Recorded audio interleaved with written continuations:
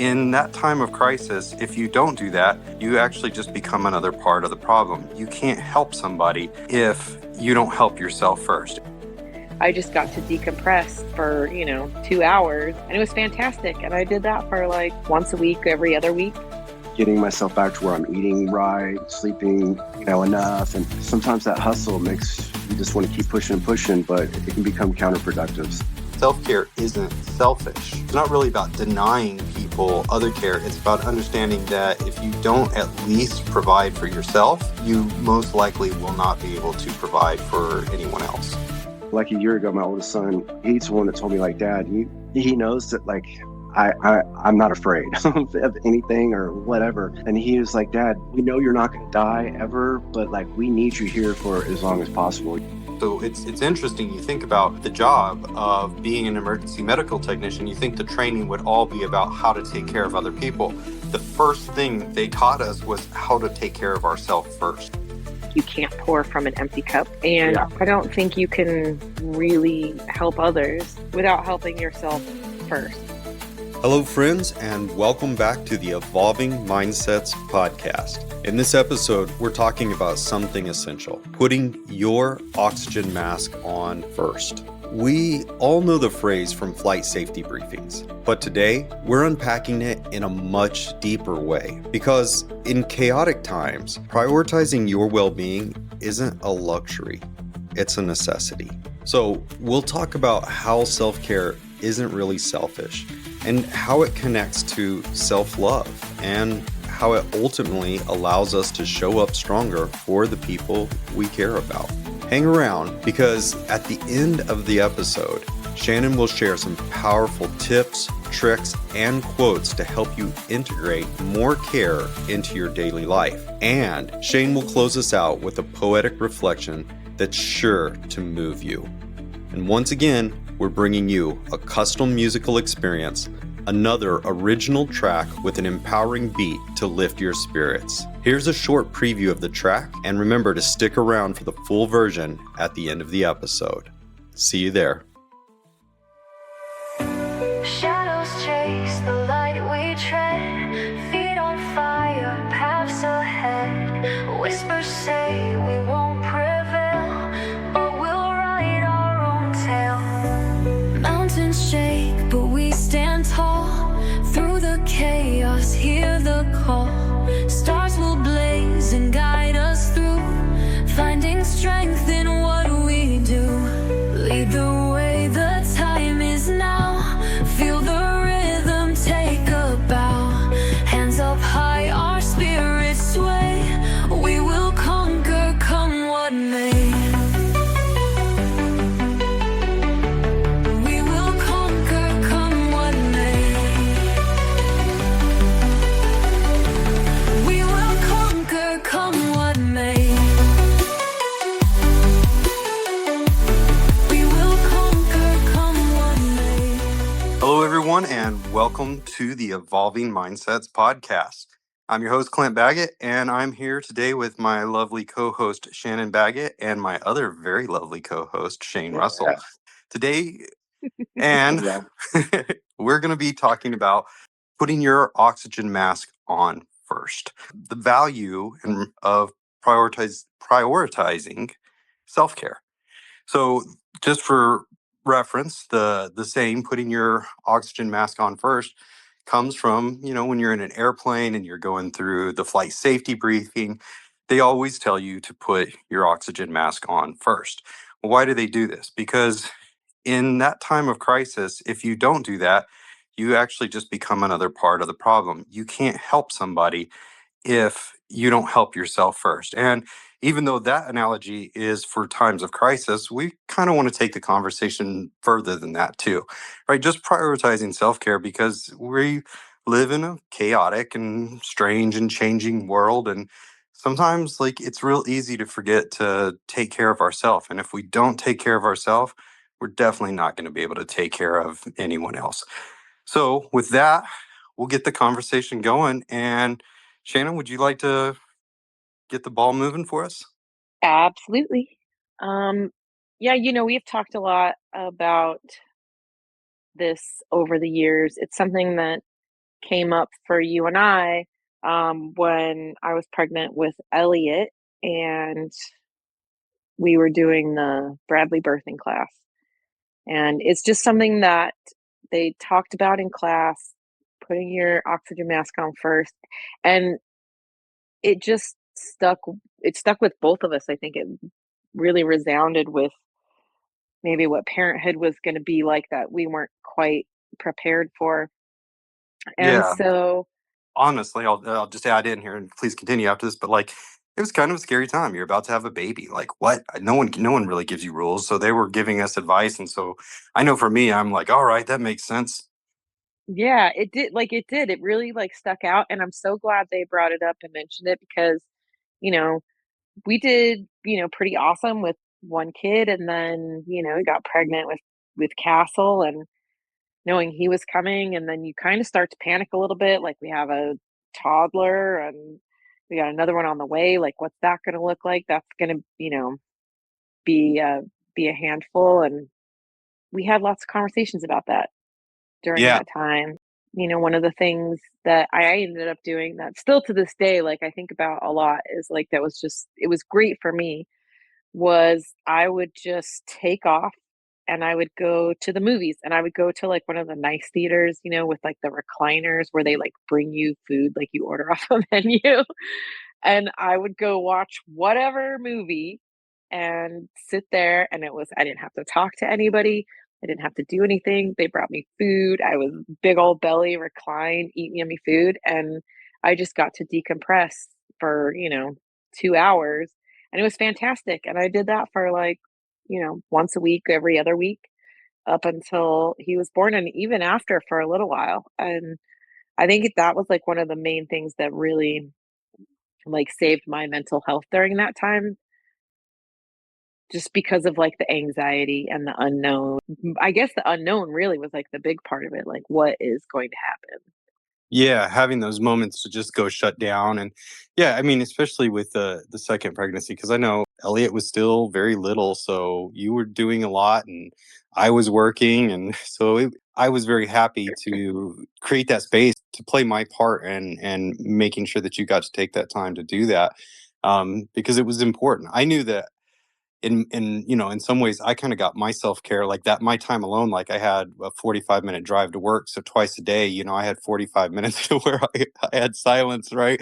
I just listened to road noise, no radio or anything, just so I could process thought between work and family and all that kind of stuff. And like, you're not getting a lot of sleep, you're still trying to do all the normal things you do, and you're in a role where your job as a parent is literally to take care of someone else. And it's not like you hate it. It's not like it's anything you don't want to do, but sometimes that responsibility can be way bigger than we think. And sometimes it's bigger than we make it out to be, right? And that's been something to learn is as they grow, giving them the space to not need to do that all the time. And that comes through, I think, prioritizing self-care, right? You take a little space for yourself and it gives them the opportunity as they grow, of course, as they've gotten older, to provide care for their self too, right? And we teach them that, all right? They got to take care of their self too. We do, and we honor that on those days too when they're like, "I need a day, mom. I need a day, dad. Can I not go to school today?" And we let them have that. It's important, we have jobs, we go to work, and it's just as important for them, their job is school, to be able to say, "I need a day off Yeah. sometimes." And, they're great at school. They're both on the honor roll. They both have outside activities that they love. They're not like overwhelmed. And I think that's because we've shown them the importance of being able to take care of yourself and that you Yeah. should.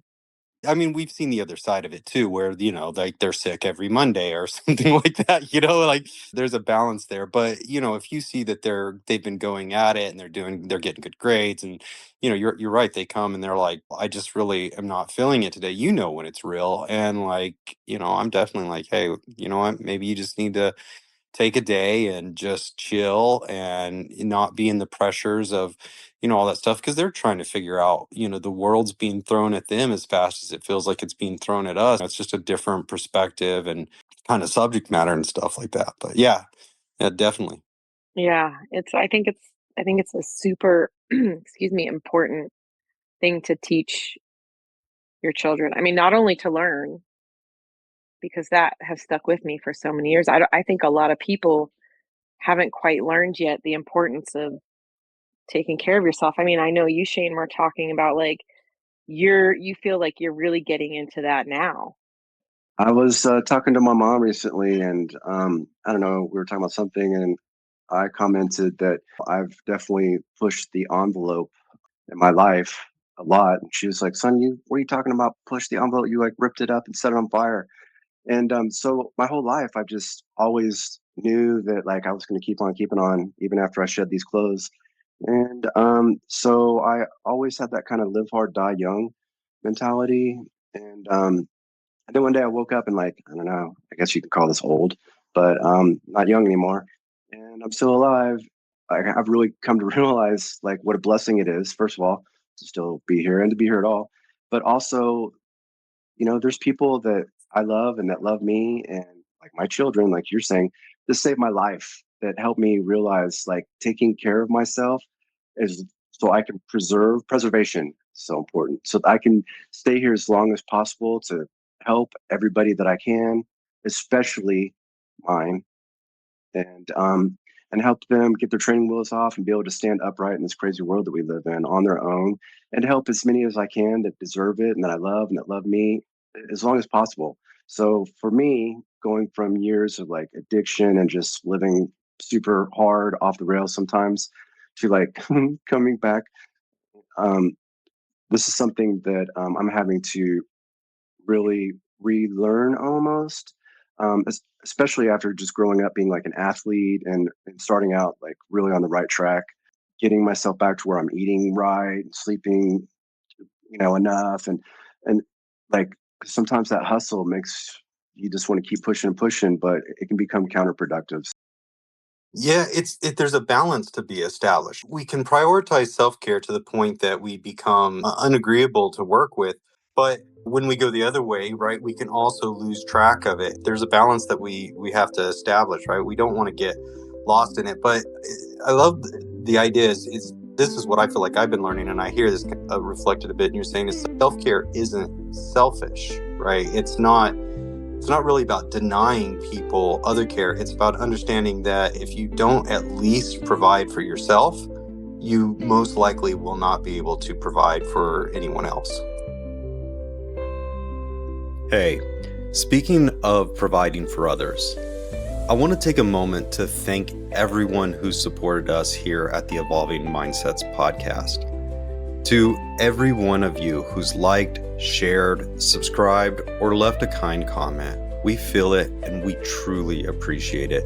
Your energy fuels us and gives us the fire to keep going. This isn't just a podcast, it's a community. And if you haven't already, we'd love to see you inside the community at www.evolvingmindsets.com. And don't forget, there's a little hyphen between evolving and mindsets. Okay, back to the episode. Self-care isn't selfish, right? It's not really about denying people other care. It's about understanding that if you don't at least provide for yourself, you most likely will not be able to provide for anyone else. I love that. Can I hop in real quick? Yeah, go ahead, please continue. You just gave me full body goosebumps. So one night, I don't know, like a year ago, my oldest son, he's the one that told me like, Dad, he knows that like I'm not afraid of anything or whatever. And he was like, Dad, like we know you're not gonna die ever, but like we need you here for as long as possible. And to hear that from my own child, whose observation just knows that like, it's just so carefree and I'm so like so much of a believer that like I'm not like concerned, but to hear it from that other perspective, to your point, was the first time that, first of all, self-care really, you rung my bell. But second of all, self-care is exactly the opposite of selfish. It's selfless to be able to take care of yourself in the optimal ways that we should be and can, body, mind, and spirit, and the ways that we can control every day to try to be stronger in those ways so that we can bear our fruits for the people counting on us and that we can deliver for. Absolutely. And from my perspective, I think where this really, became prevalent to me is when I was doing my emergency medical technician training, over 20 years ago.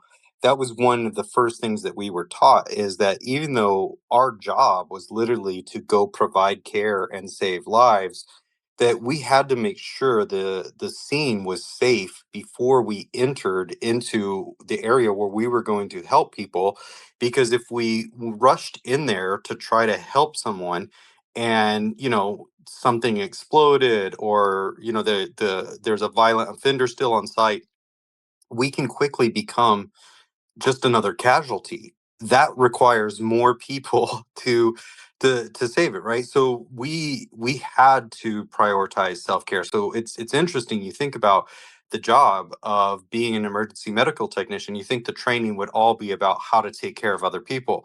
The first thing they taught us was how to take care of ourselves first. Make sure that you're protecting yourself. And it felt a little bit jarring going through that education. I wasn't really expecting that, but it made so much sense. I'm like, wow, yeah, if I don't take care of myself, then I'm just becoming part of the problem.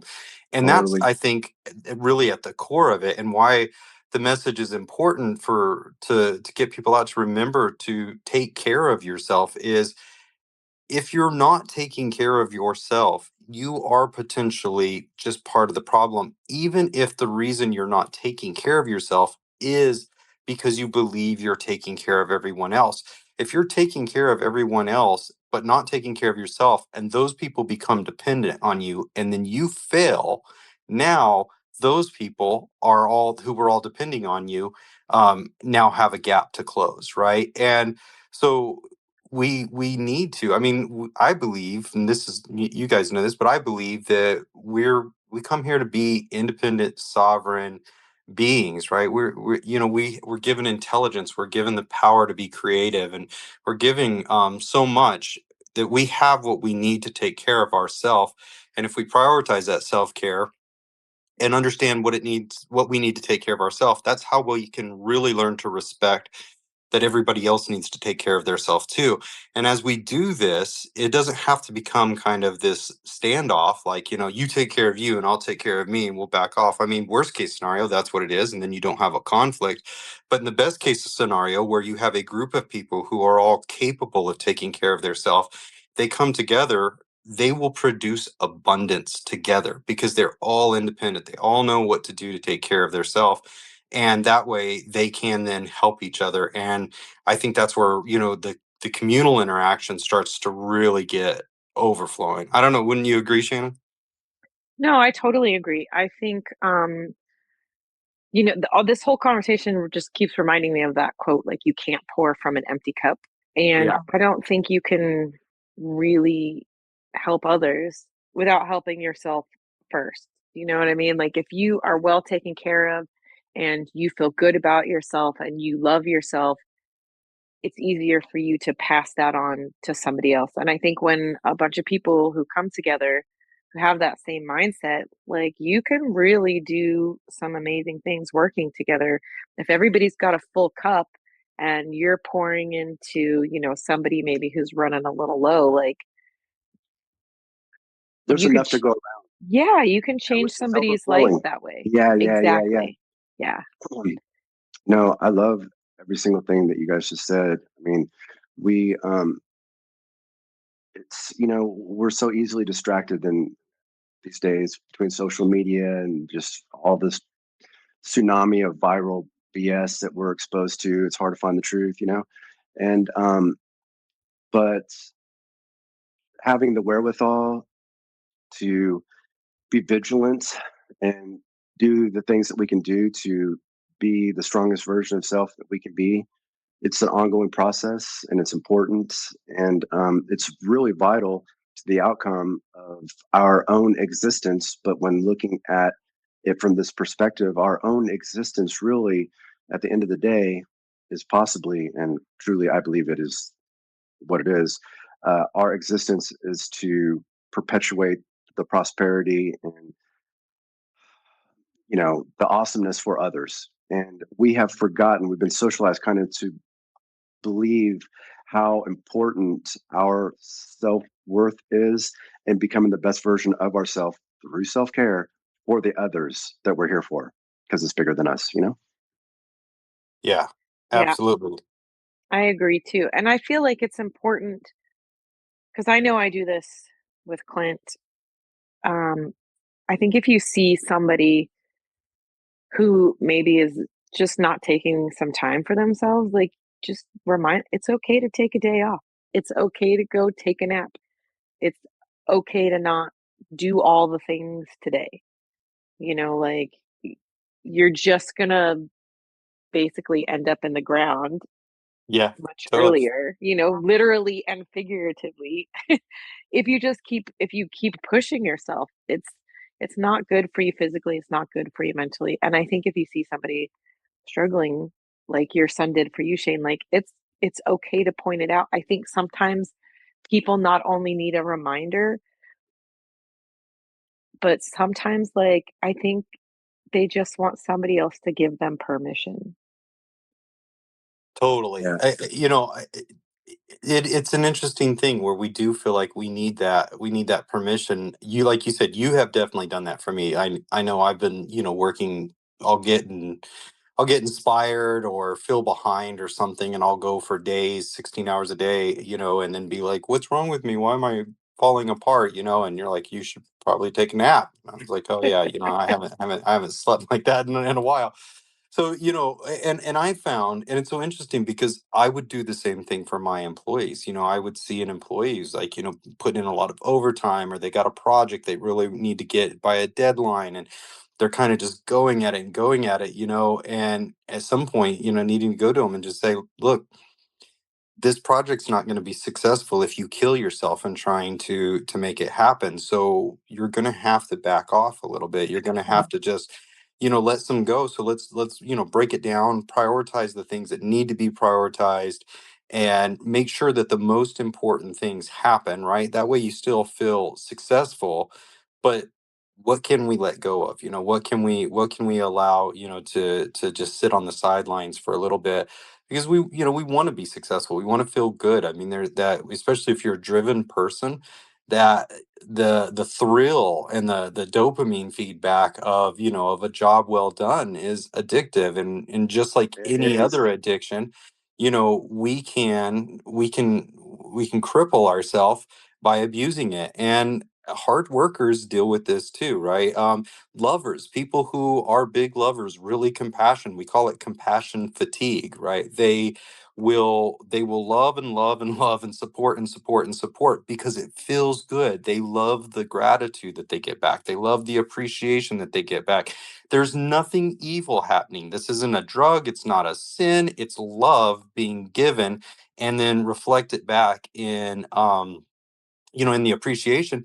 But it can also still, like anything else, you can drink too much water. Like, there's a Yeah. limit, right? You have to balance that, and understanding that, what that self-care is, and having this is the interesting part of it, because we're talking about prioritizing self-care, but there is a communal effort to this, because as you mentioned, you let me know, I let my employees know, Shane, your son let you know, like there is You also let a me know. communal, right? Yeah, we have Like, I to work we for have to you. look out for each other in this way too, right? Like, Shane, you're not working. Shane, how many hours have you worked this week? This is when you were my boss. Like, I don't know, 90, you're done. Like, no, Clint, please. Like, you worked 120 hours the last 3 weeks. No, Clint, you know what I'm saying? Like, Well, that was one of the first conversations, you and I had when I came in and took over the team. Someone had mentioned to me that, like, that there's like, "Oh, you're gonna have to watch out for this guy. He's making a lot of mistakes." And I was like, "Oh, okay, sure." And I don't take anybody's opinion, without, I reserve judgment for myself. I'll say it that way, right? Just because someone says something about someone doesn't mean I'm gonna believe it. So I was like, "Well, let me go see what's up." And so I was looking, and you were working doubles, people were asking for time off. They were asking for people to stand up and work a little bit extra, and you were raising your hand over and over and over again. And I'm thinking, yeah, if this guy just worked in a highly stressful, fast-paced and critical environment for 3 16-hour shifts in a row, I will be very surprised if he's not making mistakes. Mistakes is what I would expect at that point because that's just a lot on the human body, right? I don't care how smart and intelligent and studious you are, we all have physical limits. We do indeed. And I definitely have pushed that envelope forever or burned it up, what my mom said or whatever. But yeah, it's counterproductive at a certain point for sure, you know? And Yeah, I think I was just gonna say, I think like for some people, if we were able to put a dollar amount on our time and our energy, it would be a lot easier for people to say no.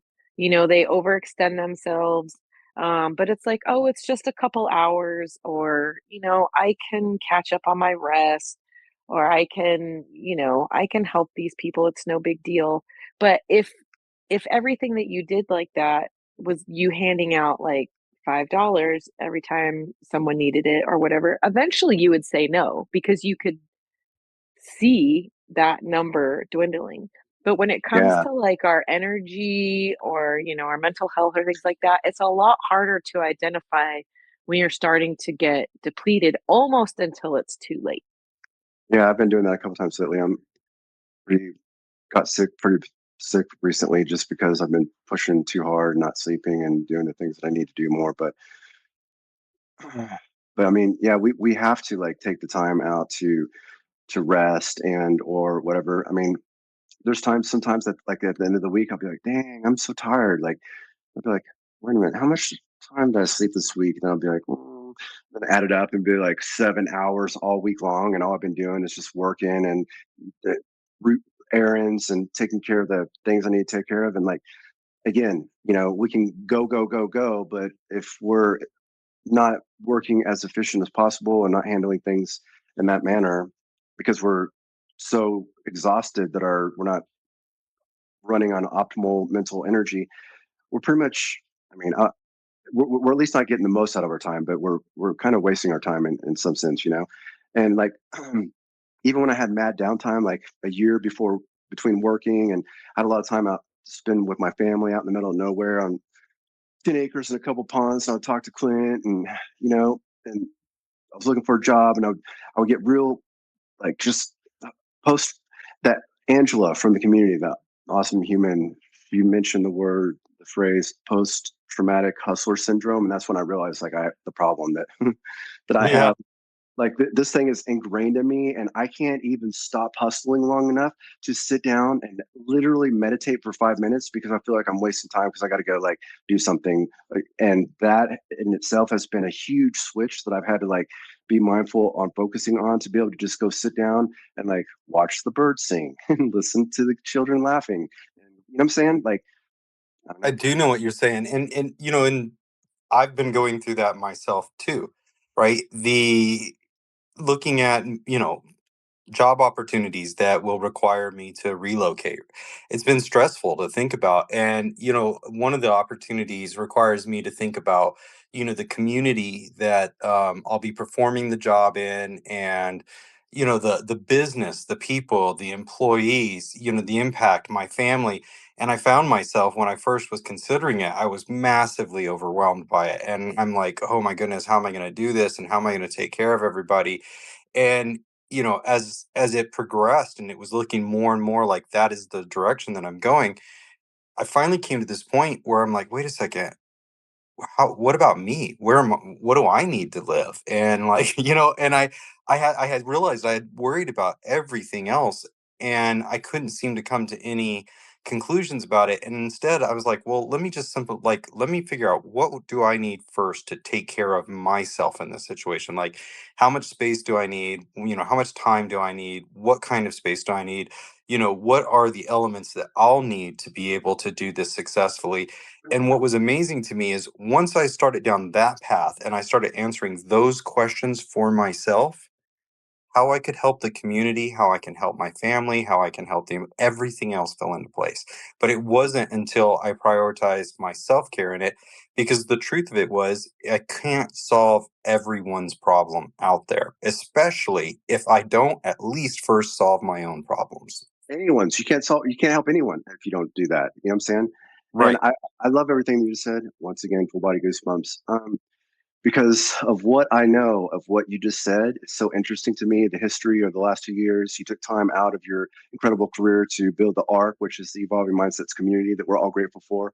The ARC is in place. People are joining. It's a beautiful endeavor. But what you're talking about and what I see coming is a super specific example of oxygen mask first, because what you're in position to do is take the oxygen mask for every other thing that you have going on in your life. It's going to get you to the next step up to the top. It's just part of the puzzle. It just dropped and you have it in front of you for you and yours and all the rest of us. And Yeah, well, in a way, it's creating the oxygen masks for everyone else, right? it is. So even in that, right, where the job is going to have so much impact on potentially, millions and millions of people, to, if I don't take care of myself, then I can't get the job done, and I'm going to ultimately let down more people than I would if I just focused on taking care of everyone else first. And that's the weird paradox about this is it's not about just taking care of yourself. That's part of it.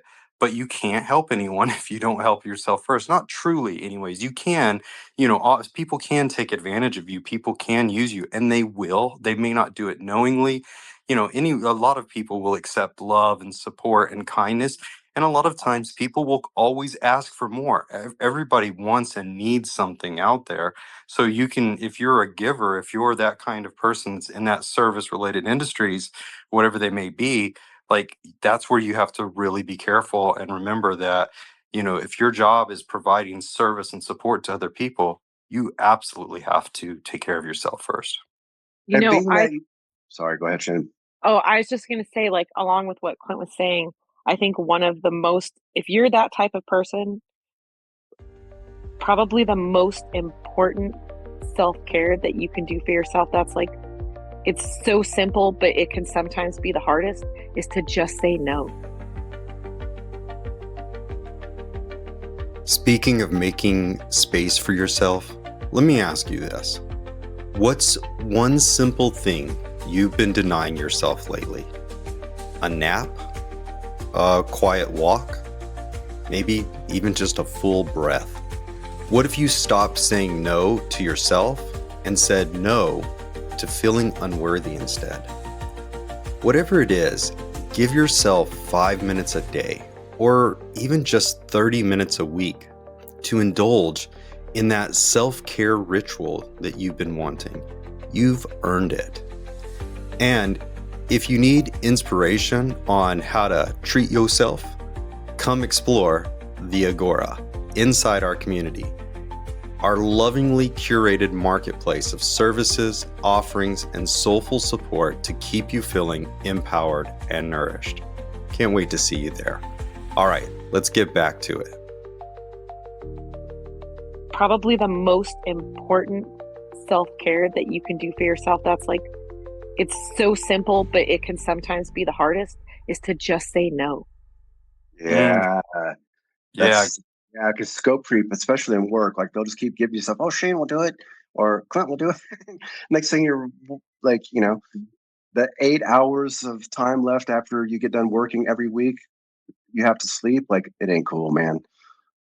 Yeah. No, I agree. That's so powerful, Shannon. I'd love to just expand Yeah. on that for a minute, because I think that that's a point I'd really love to see brought out, is that sometimes self-care is simply just saying no. Even when it doesn't feel good to say no, even when your heart is like, oh, I just want to say yes. And I've been in those situations where it's like, man, I just want to say yes, but I don't have it in, I don't have the strength, I don't have the energy, I don't have the resources, and you have to say no. And Yeah, if I you're think in that spot, like you have to be mindful enough to assess where you're at. Not only, I mean, on all fronts, everywhere, in every moment that we have choices to make. Like if we can really keep focused on those moments and the choices that we have to make and be vigilant and assess where we're at, what you're talking about, before we proceed, so that if whatever we're going to engage in, we're giving it everything that we've got. And if we're not in a spot to do that, then reschedule or rain check, or and just go meditate and or work out or whatever else we can do to get ourselves to the Yeah. next spot, and then pick up the other thing down the line a little bit. Yeah, totally. Like from my perspective on that for sure is, I mean, if you're a social person and you have lots of friends, like you're constantly getting invited places, like come do this, come do that. And, yes, you don't want to let anybody down. Like these are your friends, these are the people you love and care about, or, can you help me move? And it's like, yeah, that's like whatever. It's a couple hours out of my No, weekend, that or one's kind of it's, a nobody yeah, wants to that's a help big one. anybody. Nobody Sure, wants to help right. anybody. Go ahead. Sorry. But you know what I mean? Like if you're constantly like handing out those yeses, you're spreading yourself really thin, and you're doing it from a Totally. place of love. You're taking care of them. But I think you have to say no sometimes. It's sometimes you're just going to have to miss out on that Friday night and just go home and take care of yourself. Read that book, take that bath, watch that movie, you know, order some takeout, whatever it is. It can be super small. It could just be going to bed early that night. Those are all the things that I'm not doing right now, for the record. I'm not proud to admit it. Well, Shane, I give you permission to go to bed early. Well, Order you know, some So it's much takeout. change has happened so fast in my life, y'all, and it's all good. This is like the best problems I've ever had. Like, I am literally in the best position of my human existence, and this is the proudest I've ever been.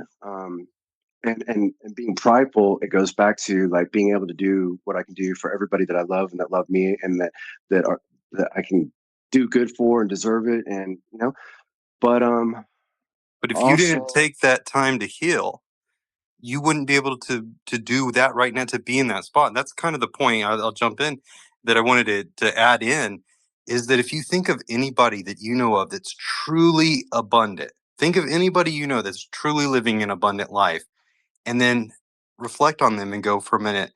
Do you think they prioritize self care? They absolutely do. I mean, Yeah. I kind of thought a fairy just took care of it for you all up this time, but I don't know, I've been like super sick the last 3 weeks, like in a row, and I know that it's just because I'm not sleeping enough, and I'm just pushing too hard, and there's no rush. Like in a lot of ways, like if today was my last day, like as weird as this is to say, like I made it further than I ever hoped and dreamed. You know what I mean?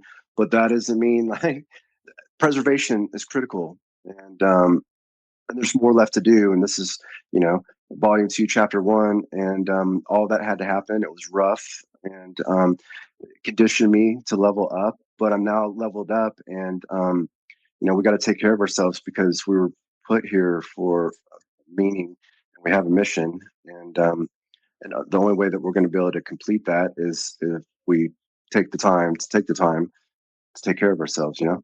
Yeah, brother, this ain't Cinderella. Like, you know what I mean? There is no fairy godmother. Like that, Yeah. I know it's a beautiful story, and I love it. No disregard to that, but the idea that you're just going to work and work and work, and all of a sudden, a magical fairy is going to drop in and make it all right. It's a beautiful story in which an underdog gets a blessing, and we all love that, because everybody coming from the bottom wants that moment, that breakthrough moment where they have it. But it will come from you taking care of yourself. It will come from you allowing the goodness to come into you. If I guess if you wanted to follow that analogy, to some extent you could say that Cinderella had to be willing to let the fairy godmother of self-care come in and wave the wand and go, look, you're beautiful and you're capable of dating a prince, now go do it, right? I mean, all I have to say is started from the bottom. Now we're here. Started from the bottom. Now we're already here. I mean, I don't know how the words go, but it seemed like legit at the time. Anyway, but yeah, no, like definitely taking care of yourself, like, you know, being all in and 100% available. I played football for 10 years, and I was one of the littlest guys on the field, but all summer long when everybody was out doing whatever, I every single day I went to the weight room. And when it got game time, like everybody all around me knew that I was going to do what my job was. You know what I mean? And that's the way it's been. I mean, there's always some dialing in improvement to be made forever on all fronts for all of us. But the same thing that I did when I worked for you, Clint. Like, like I tell me what you want me to do, and I'm going to do whatever it takes to get myself in position to do it the best that could possibly be done for the team. And the team is really what's elevated my game. And so this is a multi. So there's a team in my career that got me further than I ever thought that I can get. But that team, helped me. It's helped me take care of my people, my kids, and stuff. And it's that team, the Sacred Circle. You guys are included, by the way. Uh, that has helped me overcome and survive and keep going and do the things that I've needed to do to get here. But you know, reintegrating, like I've been working out again and starting to get, just like getting in a routine and good habits in this new state and position in my career and position in my life, like getting back to those old fundamentals that helped me get here that are required, body, mind, spirit. It just sounds super selfish to me, man. You're self-absorbed and no, no, but dude, it's so beautiful. That's what we got to do. I mean, and that's what gives you the strength to go on. I'd like to ask you guys. I know we didn't talk about this before the call or anything, but just to bring balance to this, my mind keeps kind of going to like, well, what about the other side of this? Is there a line where maybe prioritizing self-care goes too far, or what is there some reason, like, when is it, like, you think about like the secret service agent that's willing to take a bullet for the president, are they prioritizing self-care at that point? You think about the parent who well, metaphorically runs into the fire to save them. Sometimes that's not, sometimes that will get the parent killed too. So what about the other side of it? I'd love to just kind of hear your thoughts and opinions on what about the other side? Like, can it go too far? Is So, there a limit? so this is exactly what initiated the conversation with my son that led to him saying, "Dad, come on, we need you. Like you, we know you're going to be okay and you're not going to die, but people love you and we need you. Um, it's because I am the guy that will run into the fire. I am the guy that will save the mom or kid, whatever, take the bullet in the face with a smile. Like I'm just that guy. I don't, But my son, so now it's like kind of a thing that like, before like, if I'm at Walmart and gunshots are going off, like I'm running that direction. But now it's got me like, oh, because I always want to help maintain harmony wherever I go. Always, I'm out there and gentlemen and uh, there to I'm looking after for everybody's well-being always. But there's people that need me, and I can't be like, you know. So it's a weird little line for me. I don't know if that explains anything or opens some more It questions. does. It kind of sets it up because I mean, I imagine this. And Shannon, I'd like to hear your thoughts next. But like, kind of like, what about this villainous type guy? Let's just say, or person, not a guy. We'll just say a person, male or female, doesn't matter. This villainous person who has the ability, the means, and the resources without that won't compromise their well-being, yet denies offering a helping hand to someone who could really need it at that point. The person who, instead of going down and breaking up the fight, pulls out the camera and just starts recording it. You could say they're prioritizing self-care, they're getting their viral video.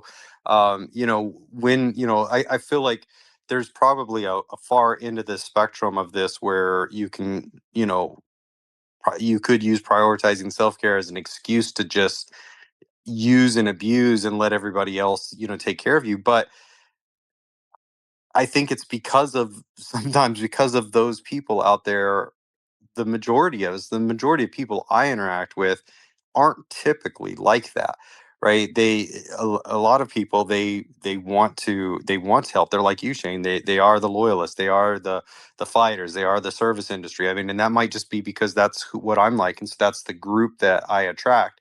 So that's why this message feels important. I'm sure there's that, the far other counterpoint to it. I don't. What are your thoughts, Shannon?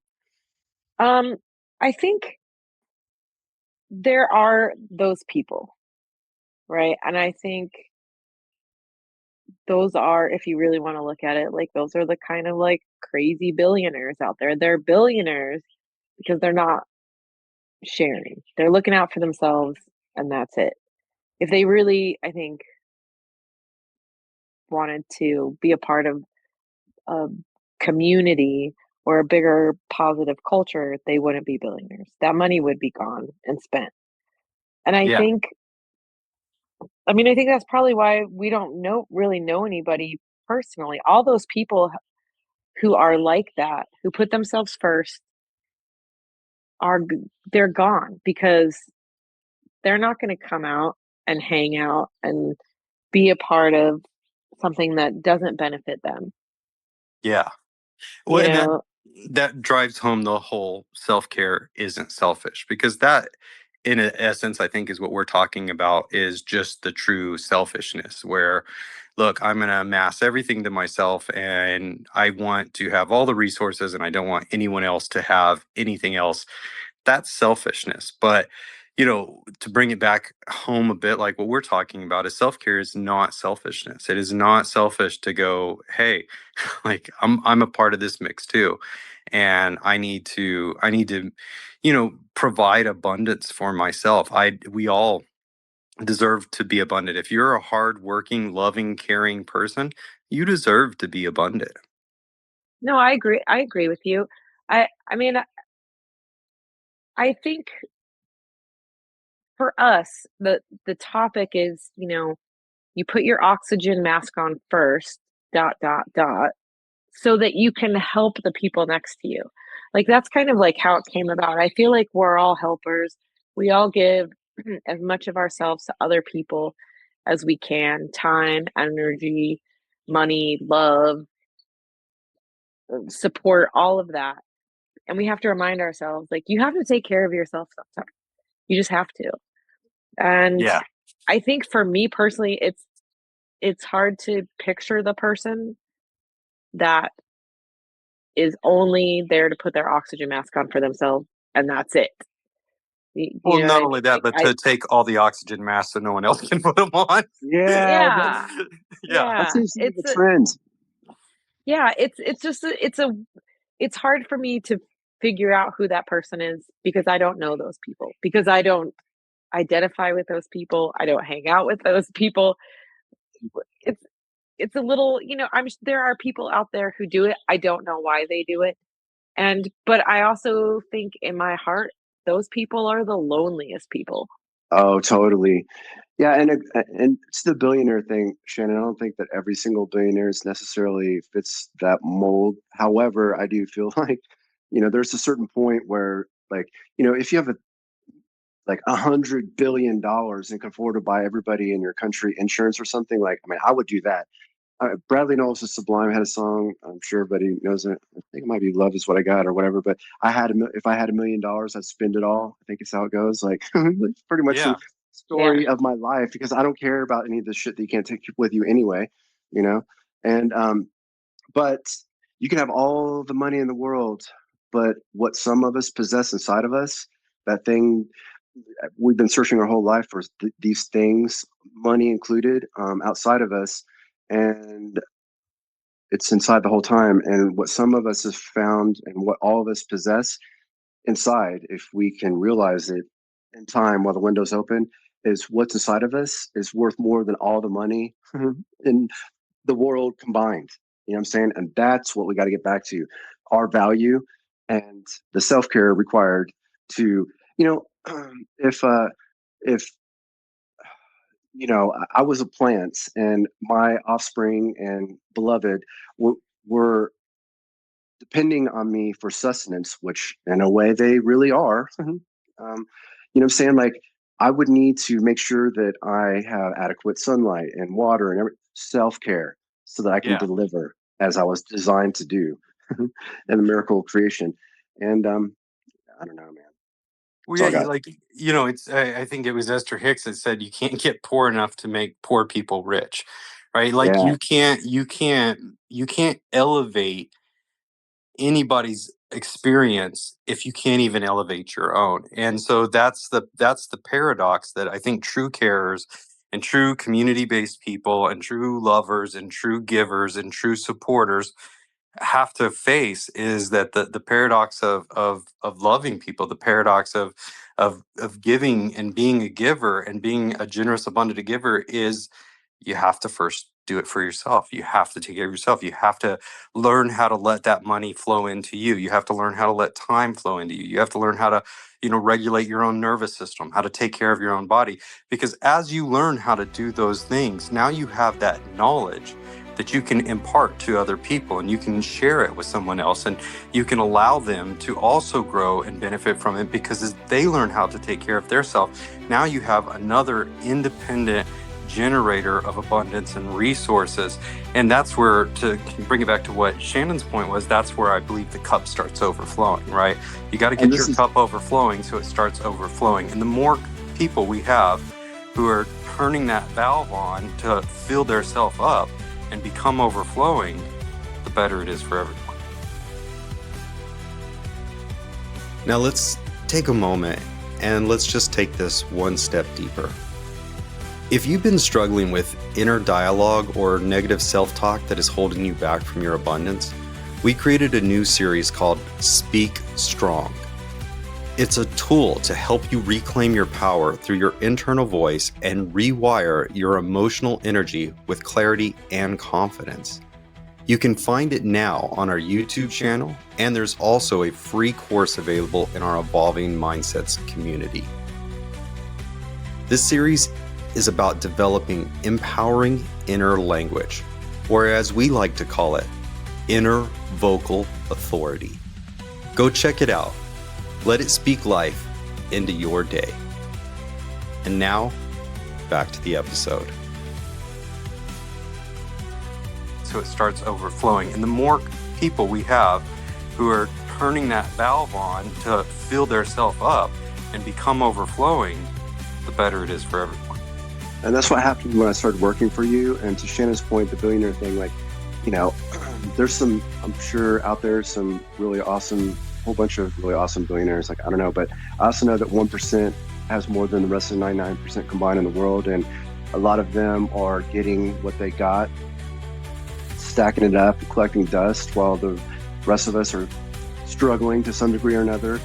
And they're doing it on our blood, sweat, and tears. And, they're, especially when there's excess of abundance to the point where now it's becoming corrupted and they're doing shady stuff and what I'm saying? Inevitably that happens with corruption, money, and power.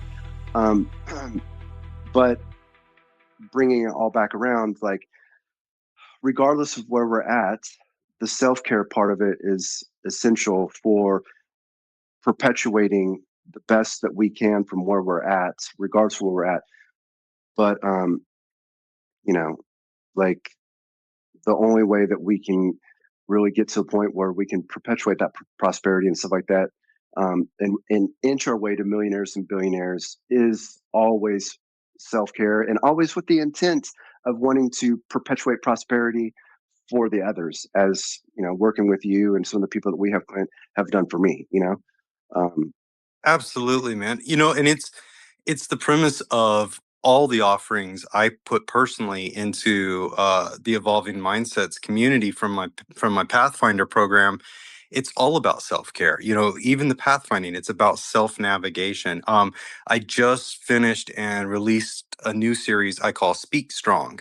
And it's not a meditation, it's not affirmations, it's powerful mental self-talk set to high energy music. So you can put it on while you're on a treadmill, you can listen while you're in your car.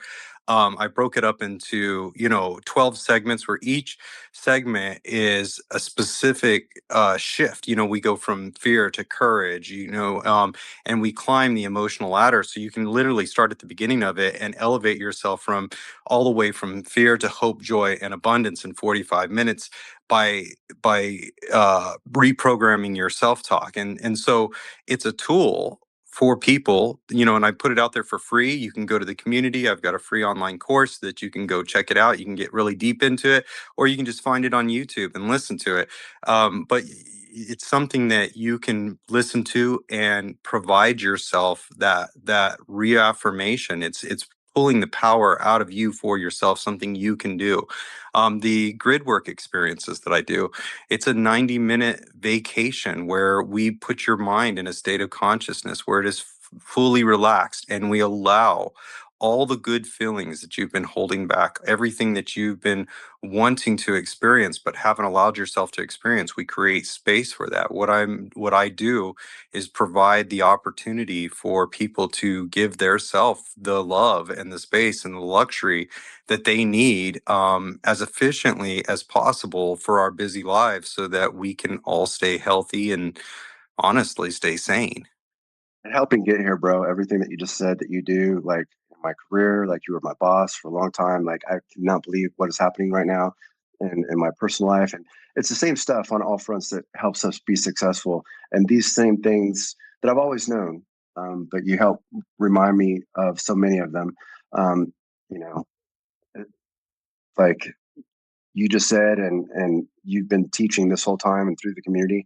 It's changed me forever. And you know, but especially like in downtimes when it really wasn't even a downtime, it was a blessing when I had no time at all but just to spend with my mom and dad who are still alive, and like help them get their new house finished and move them in. And um, like at a time where I miss my kids and miss my friends and stuff like that. But um, it was necessary time, and during those times, like you were like my coach, and you would do what you're doing on the community, um, which it was awesome. It helped me get here, man, and it's an important part because you helped me realize, and really, it's where my mind is still to this day, that we have a choice on what we're focusing on. Right?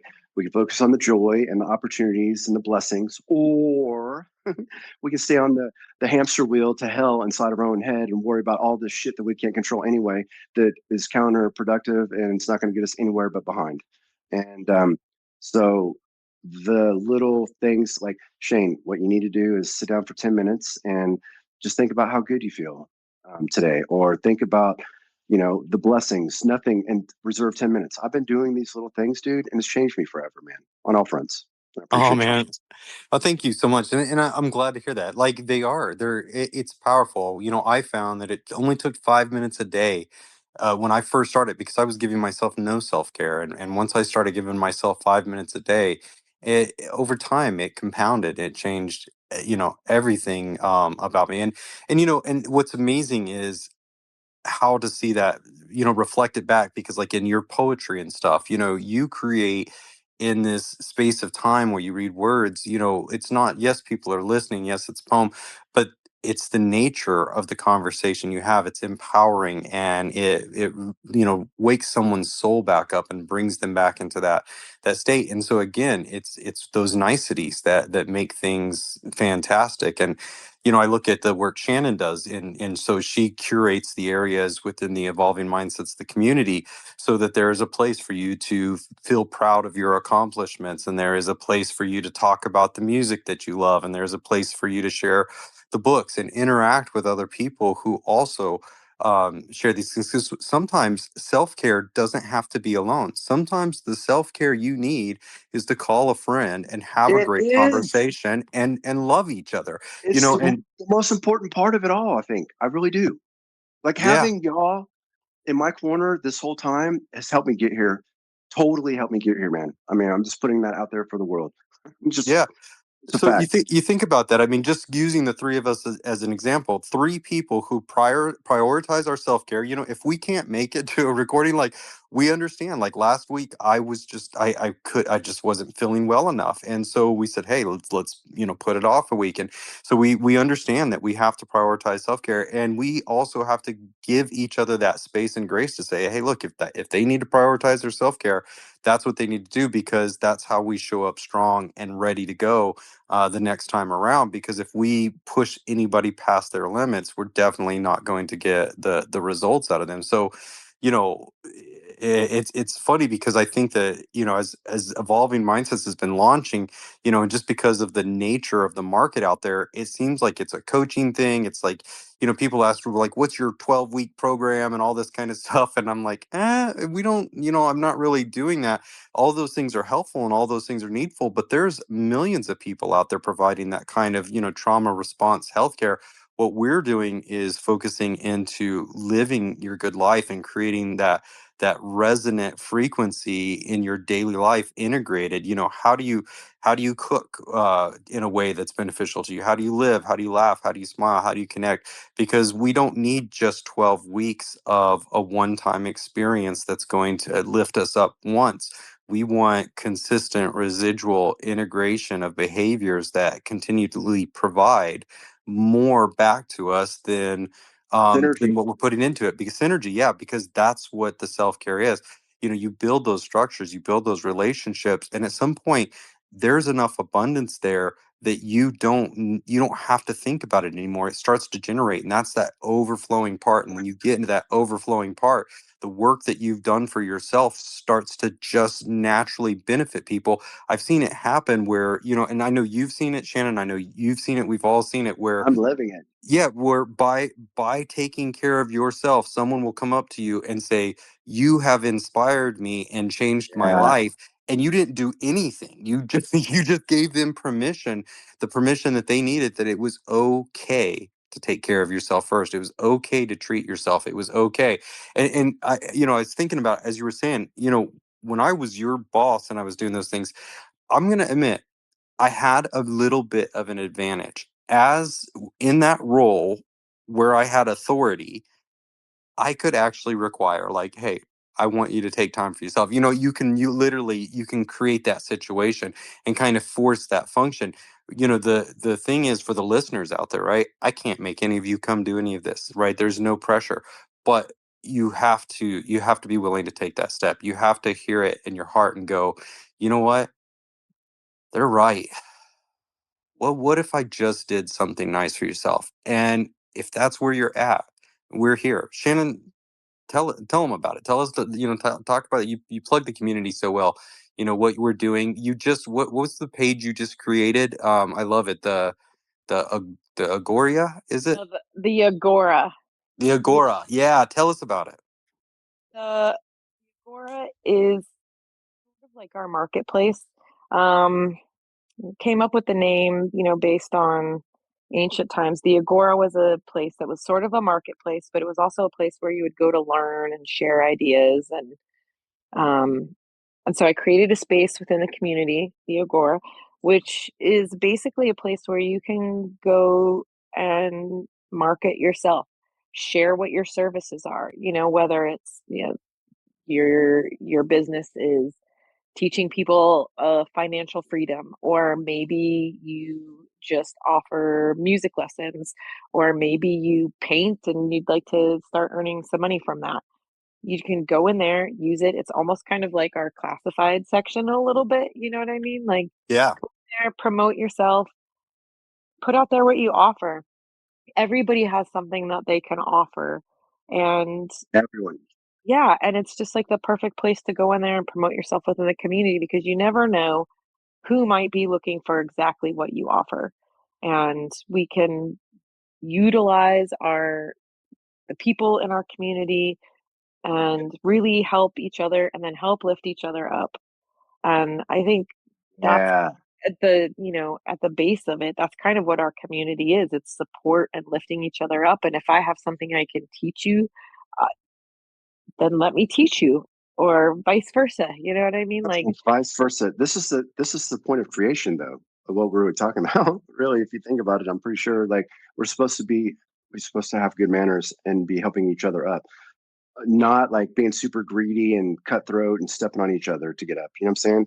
Like there's enough to go around. We all have something to contribute. We're all equally valuable. We all have something that others need. Others have something that we need, and together is the best way to forever.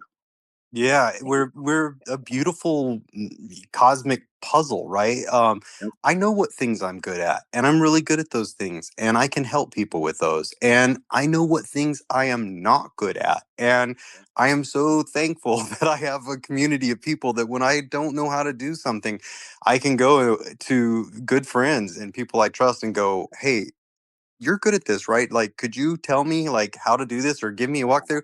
And what's so amazing is how when you allow people to demonstrate their passions and put forward the things that they're really good about, and then you get to go and say, "Man, I see that you're really good at this. Would you help me?" Like, it's a blessing to that person to go, "Yeah, I would love to." Like let's do We're all something. equal. Yeah. Yeah, We yeah, need and each it's other. and that's what Shannon created in the Agora. It's just and it's growing. We're just getting started, but it's a beautiful thing, and that's what we want to create. Is yes, it's a community. Yes, we're there to help each other. Yes, we're there to grow. But it's not just about the recovery. It's about the long game. It's about living a full life for a long time, being independent, maintaining our sovereign free will, and at the same time, being in proximity to each other so that we can share our blessings and provide the help and support that we have available to provide. Word. Yeah, Yeah. it's really beautiful. I'm really excited to watch it Yeah. fill up. And I don't know if you've been on there recently, Shane, but I'm going to start doing a community spotlight. So I'm going to pick somebody from the community, a member, and go in and learn about them. What do they offer? What do they do? And highlight, somebody like once a month, and just be like, here, look at this beautiful, amazing person and what they have to offer the Oh, world. damn. I didn't know that was a thing. I'm going to freaking get first in line on that one because that would give you like 6 months to like 10 years of information. There you go. Yeah. No, no, no. Well, I've been moving we around we a lot. put you on the waiting list so that we have a waiting list. So you're gonna have to occupy the waiting list until we don't need it anymore. You're not a mute. I can hear you, actually. Anyway, just for the record, I've been moving around a lot of like stuff to process and no excuses, but I'm just reacclimating into the community again for the second time. So I appreciate your patience, but I'm coming online. Uh, Yeah, you know what, dude, I'd love to just draw out one last point there. Something really pertinent you brought up, and then Shannon, maybe after this, if you want to be ready with your quotes, and I know Shane, you'll have a poem for us. So excited to hear those things. But what you just said, that moment where you took yourself out and you weren't active in the community, it's so important. I was just having this conversation with another community member who reached out, and she said like, "Oh, I'm sorry I haven't been that active." And I'm like, "No, it's okay. Like, there's no requirement for you to come be active. This is why we set the community up the way we did, to be, a space where you can come when you need to. And if you have things in your life that are going on and you can't get to it, that's putting your oxygen mask on first, right? You need to go do the things that you need to do to take care of your life. We're here for you. And if you need a hand and you want to reach out, or you just need someone to talk to, and that's fine. And if you don't feel like you have a lot to contribute to the community, that's okay. Let the community contribute to you. Put your oxygen mask on first, take care of yourself, and just benefit from the energy of the community. Because once you get stable, and once you get into the position where you don't need the oxygen mask for, and you're healthy and you're alive, it will happen naturally. That energy always comes back into the community. And while you're flowing that energy into the community, someone else is going to be out there putting their oxygen mask on, and they're going to be living, vicariously through the love and energy that you pour in there. And so there'll be seasons and times for all of us as we pass in and out. And we just want everybody to know that's okay. And more so, I think in the past, I want to say like 4 months, but the truth is, it goes back probably since the beginning of 2024. A lot of friends and family have been through really difficult times. We've lost family members. Careers have changed. I mean, there has just been so much that people have been going through in so many different forms of transition and growth and overcoming challenges. We all have to remember that it's okay to just put our oxygen mask on first, take the time that we need to take for ourselves, prioritize spending, prioritize love, prioritize wherever it is in a way that it keeps you healthy, keeps you safe, keeps you alive. Because once we get through the dark night and we start to come out in the morning, we all want to be here together and we want to grow and shine together. Oh yeah, drop them dew over here in the morning. Yeah. Yeah, I just want to add one thing before I do the quotes. Sure, go ahead. Because I think I've known this, but it sort of really dawned on me during the course of this conversation. Really at the core of self-care is self-love. Oh. And if you learn and know how to love yourself, then you can show others how to love you. And It's then the you will example. also know, you will also You're know right. how to love other people. Yeah. So you just remind me of a point that I want to make earlier that I Well, hold on just one moment. Just so I can audio clip that later. Shannon, will you just say that again one more time for me? Okay. Yeah, it was beautiful. Yeah. Real. No, at core, care, love. Yep. It's just self-love. You have to love yourself so that you know how to show others how to love you and how to love others. Yep, and you're going to love this because I'm going to ask you one more time. I think the Zoom gods, the universe wants you to repeat this again because it faded out just a little bit, and I know that'll come through in the recording. So because everybody's going to be like, "What? No, like we didn't hear it." Okay, so one more time. Okay, one more time. At the core of self-care is self-love. And if you can figure out and learn how to love yourself, you can teach others how to love you. And in turn, you can love others the way they need to be loved. And I raised in my hand. Yeah, go ahead, buddy. Throughout this conversation, I've been thinking this over and over, but once you figure out the importance of this endeavor that we're talking about, for all the reasons that we've identified and many more that we haven't discussed, it is selfless, and it is like kind of to Shannon's point. Like we have this thing that we can do for others, but we can only do it if we realize it's bigger than ourselves and stay focused on the choices that we can make for the others that are depending on us, or that we can help improve their position. Yeah, absolutely, man. Absolutely. Yeah, it's so true, right? Shannon might drive to. Being the example is such an important part of it. Like showing other people that they can do it just in the way that we are. Like just being able to be who we are, dialing it in. Other people, like I read a great book called Change Your Thinking, Change Your Life. I forgot the author, but when I read it, I first started working for you under the regime of the most incredible team I've ever been in. And a lot of the stuff it talked about was like, the stuff we're talking about now and how to overcome it. Like, look at the people that you would most want to be like, and look what they have done, and look what they're doing and how they're doing it, and adopt those things. Being the example, as Shannon was talking about, it's a critical part of it all for the others, Absolutely. I love it. Yeah. So good. Well, I just want to let you guys know, aside from quotes today, I actually have a list of tips for self-care. Oh yeah, let's hear it. Yeah. Okay. Start your day with intention. Take a few minutes each morning to breathe or stretch or set a simple intention. Keep your body hydrated and nourished. Move your body daily. Unplug for a moment, even if it's just 10 or 15 minutes. Say no without guilt. Schedule white space, such as leaving intentional gaps in your day to breathe, rest, or just do nothing. Do just one thing for you, whether it's read a chapter, sip tea in silence, paint, journal, anything that's just yours. You Celebrate. sure that's allowed? It is. Celebrate. Sorry.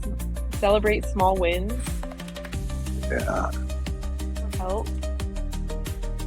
Build micro moments of joy, whether it's singing along to a favorite song or a dance break.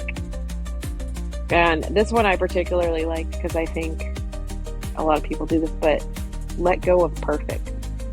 Oh, wow. That's a thing? Yeah, that's the thing. Let go of perfect.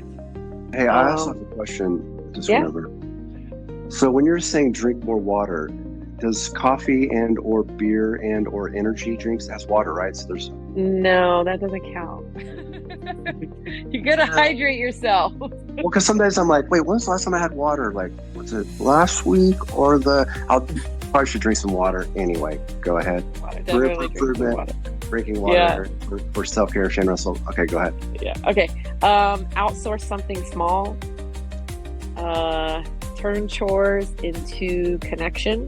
You can do that with your family or your friends or your kids, whether it's folding laundry or dance party while you're cleaning and sweeping. Seems pretty hostile in my environment, but whatever. Yeah. Use your village. Check in with yourself daily. Ask yourself, what do I need right now? And be kind to yourself. That was one of the last ones. Wow. I love all that. And you know what? Like, Clint, you've helped me a lot because a lot of the things that she just said were questions that you ask yourself. And throughout my journey to here, you have always told me, like, I asked myself today, like, why are you feeling this way? Self-talk is an important part of self-care, which is a whole nother subject that we can talk about down the line. But self-talk, like, Yeah. in the old school cartoons, it would have like a little angel on the corner on one shoulder and the little devil on the other, like, kind of real. Yeah, well, it can be if you don't monitor it, because that self-talk comes from the subconscious, and it can get programmed. If you're not intentional about your Totally. self-talk, you will absorb it from external sources, and those external sources may not be, to Shannon's point, coming from a voice of self-love. And so if your self-talk isn't coming from a place of self-love, you're not taking care of yourself. I mean, I feel whatever created us and got us here is I'm always talking to us all day long throughout every single thing. There's just like, it seems like coincidence, but I feel like divine communication.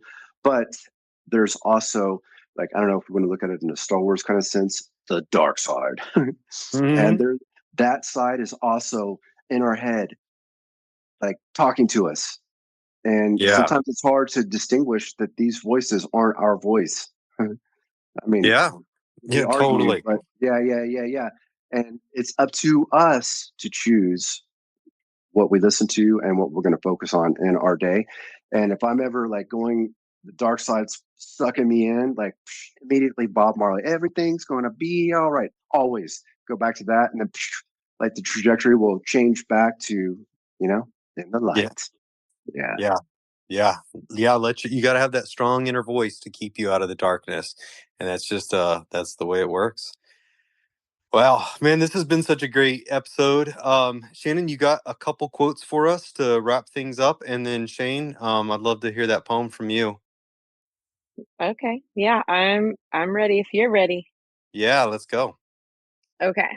Anne Lamott says, almost everything will work again if you unplug it for a few minutes, including you. Oh my gosh, so you're saying the reboot that everybody tells you to do when the computer's not working actually helps sometimes? Okay. It does, even for us.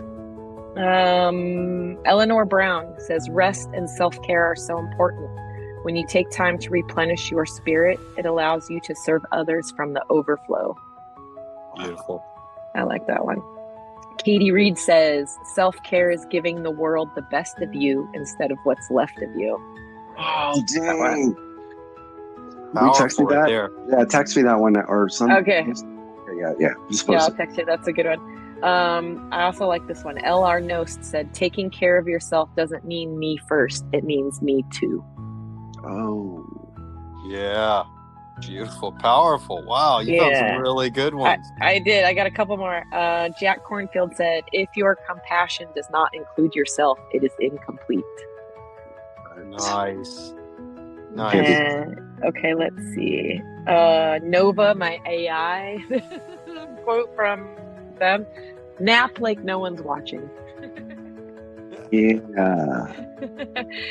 And then I'll end it on Donna and Tom from Parks and Rec. Treat yourself. Yeah. Treat yourself 2025. That's right. Yeah. That just gave me permission I just switched gears back into an probably not optimal self-care situation. Hearing that, just letting you know. Here I go. Woohoo! Hi. There you go. Okay. All right. Well, we got the music playing softly in the background here, and we are ready to slip into that poem of yours, buddy. You got it for us? I mean, I don't know if it really involves self-care, but I wrote it at the music festival we went to. So here we go. The Renaissance. Using the power of positivity as so many before me, some crazy, authentic creativity. My unique ability and artistry just happens to be poetry, photography, and good loving. Linguistically unlocking, rhythmically unblocking to help set the many free as so many did for me. Everybody has some cool things they are gifted with and can bring to the table. They're offering others seriously need, perpetuating immense value to somebody. So make your music, painting, pottery, etc. into love, resurrecting our siblings from the trauma and drama to things like dharma and good karma, returning us to our purpose or meaning exactly as we were designed to be. A new dawn is truly upon us. A convergence, a renaissance is beginning even amidst this imminent apocalypse. The soulful global awakening is real, happening, and definitely worth celebrating before we shed our skin. But what rides within moves on and never ends. Oh, wow, man. That's great. So good. That was awesome. Beautiful, buddy. Yeah. Well, excellent. I hope everybody listening that you enjoyed that, and be on the lookout for more clips coming up here in the end of the episode. You're going to hear yet another original song from the Evolving Mindsets crew and our fun-filled AI assistants. And with that, we will say goodbye. And until next time, we love you guys. Have a great one. Love y'all. Shadows chase the light we tread, feet on fire, paths ahead. Whispers say we won't prevail, but we'll write our own tale. Mountains shake, but we stand tall. Through the chaos, hear the call. Stars will blaze and guide us through, finding strength in what we do. Lead the way, the time is now. Feel the rhythm, take a bow. Hands up high, our spirits sway. We will conquer, come what may. We will conquer, come what may. We will conquer, come what may. We will conquer, come what may. We will conquer, come what may. Bold hearts beating through the storm. Every struggle we transform. Step by step we carve our fate. Never will we hesitate. Echoes fade, but dreams remain. In our hearts they can't